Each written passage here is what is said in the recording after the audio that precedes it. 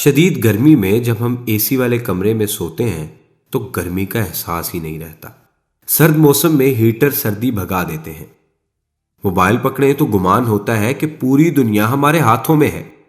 جو سفر ہم پہلے مہینوں میں طے کرتے تھے آج وہ گھنٹوں میں طے کر لیتے ہیں۔ لاکھوں کروڑوں کا حساب صرف ایک بٹن دبا کر ہو جاتا ہے۔ جو کام پہلے زمانے میں ایک خواب سمجھا جاتا تھا وہ سب کچھ آج حقیقت بن چکا ہے، اور یہ سب کچھ ممکن ہوا ہے سائنسی ایجادات سے۔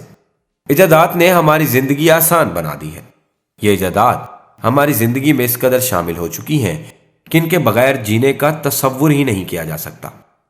زیادہ دلچسپی کی بات یہ ہے کہ بہت سی ایسی ایجادات جنہوں نے ہماری زندگی کو بہت پرسکون بنا دیا وہ اتفاقیہ ایجادات تھیں۔ انہیں کسی معجد نے سوچ سمجھ کر ایجاد نہیں کیا تھا۔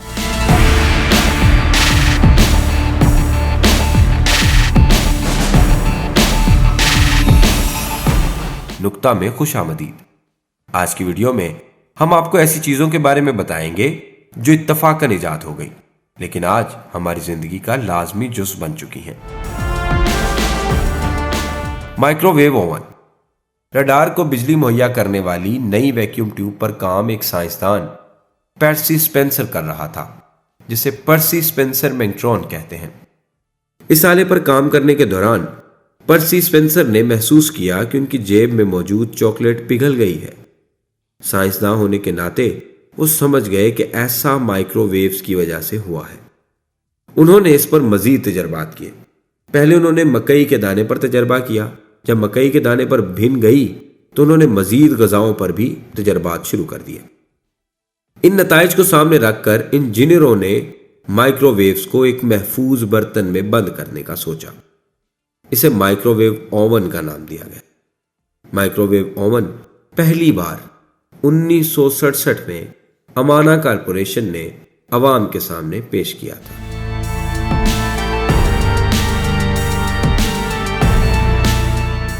آلو کی چپس۔ اگر آپ چپس کھائے بغیر جی نہیں سکتے تو اس کا الزام جارج گرم نامی باورچی کو دیجیے۔ کہا جاتا ہے کہ انہیں 1853 میں اتفاقاً آلو کے چپس ایجاد کیے تھے۔ ہوا یہ کہ جارج امریکہ کی ریاست نیو یارک کے شہر ساراٹوگا سپرنگز میں ایک ریستوران میں کام کرتے تھے۔ اس کا ایک گاہک تلے ہوئے آلو منگواتا تھا مگر ہمیشہ یہ کہہ کر واپس بھیج دیتا تھا کہ وہ زیادہ کرانے نہیں ہیں۔ ایک دن تنگ آ کر جارج نے آلوؤں کے جتنے پتلے قتلے بنانا ممکن تھے بنا دیے۔ اس کے بعد آلوؤں کے ان قتلوں کو تیل میں ڈال دیا۔ آلوؤں کے تلے ہوئے قتلوں پر جارج نے نمک چھڑک کر دیا۔ آلوؤں کے یہ قتلے نہ صرف ان کی نازک مزاج گاہک کو بہت پسند آئے بلکہ اس ریستوران میں آنے والے تمام گاہکوں نے بھی اسے پسند کیا۔ رفتہ رفتہ پورے نیو انگلینڈ میں ساراٹوگا چپس مقبول ہو گئے۔ لوگ آلو کے چپس گھروں میں بنانے لگے۔ ایک مسئلہ یہ بھی تھا کہ ڈبوں میں محفوظ کیے جانے والے چپس جلد باسی ہو کر خراب ہو جاتے تھے۔ 1920 کے عشرے میں ہوا بند تھیلی ایجاد کی گئی۔ وہ تھیلی اس طرح بنائی جاتی کہ دو مومی کاغذوں پر گرم استری پھیر کر انہیں جوڑ لیا جاتا۔ اب مختلف ذائقوں والے آلو مختلف قسم کی پیکنگ میں موجود تھے۔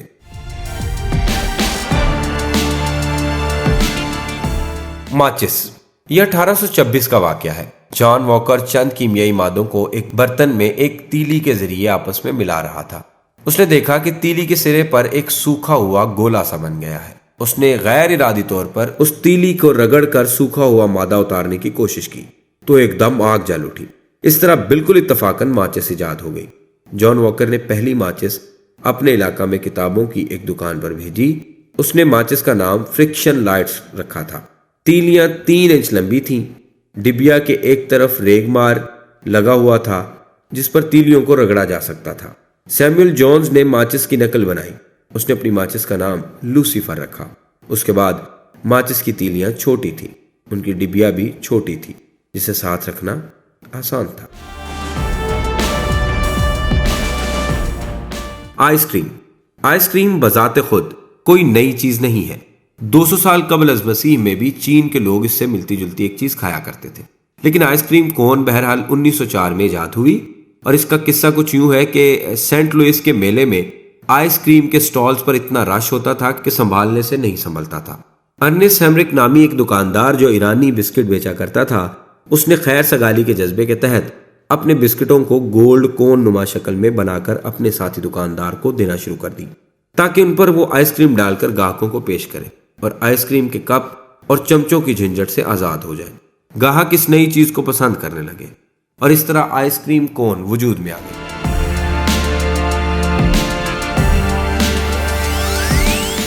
Safety glass. فرانس کے کیمیا دان ایڈورڈ بینڈیپکٹس ایک دن اپنی تجربہ گاہ میں کسی تجربے میں مصروف تھے کہ اچانک اس کے ہاتھ سے شیشے کا ایک بیکر پھسل کر نیچے فرش پر جا گرا۔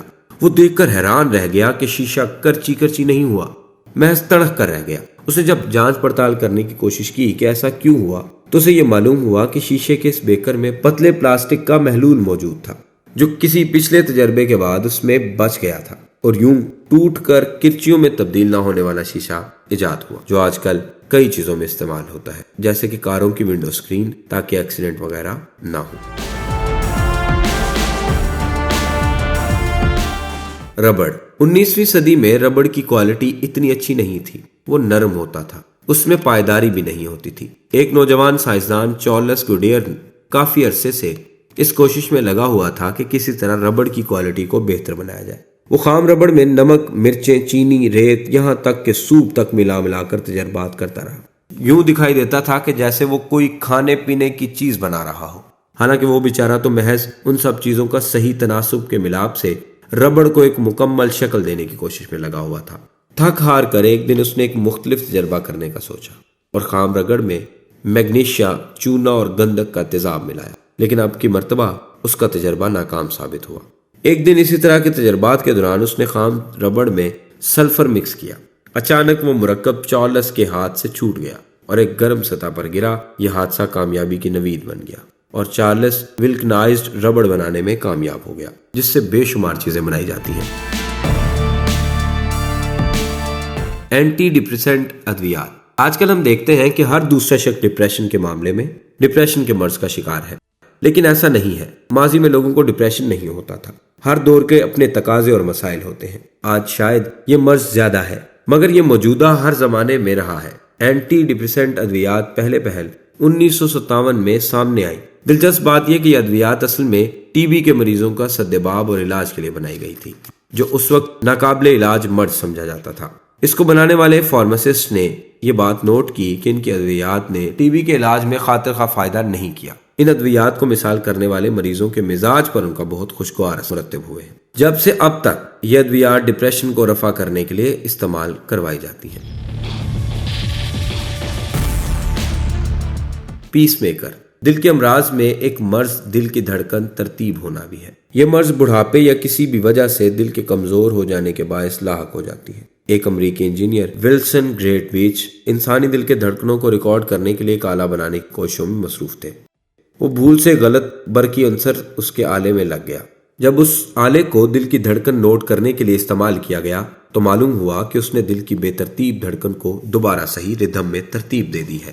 1960 میں یہ پیس میکر پہلے انسان کے جسم میں لگا دیا گیا اور یہ تب سے ہی انسانی زندگیاں بچانے کے کام آ رہا ہے۔ Anti biotic. اسکاٹ لینڈ سے تعلق رکھنے والے سائنسدان الیگزینڈر فلیمنگ کی لیبارٹری کے فرش پر ہر طرف کاغذ اور بیکرز بکھرے ہوئے تھے۔ پلیٹوں میں مختلف اقسام کے بیکٹیریاز کو معائنے کے لیے رکھا ہوا تھا۔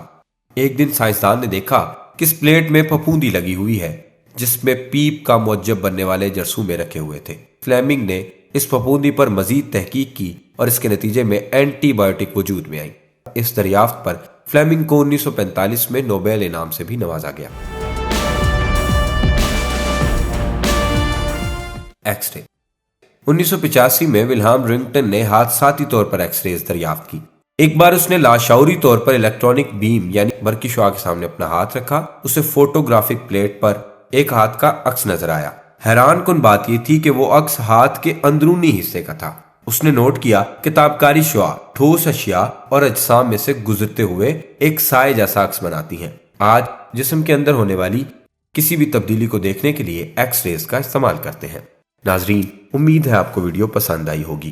اس طرح کی مزید ویڈیوز دیکھنے کے لیے ہمارا چینل سبسکرائب کریں اور بیل آئیکن کو پریس کر دیں تاکہ ہماری آنے والی ہر نئی ویڈیو آپ تک بر وقت پہنچ سکے۔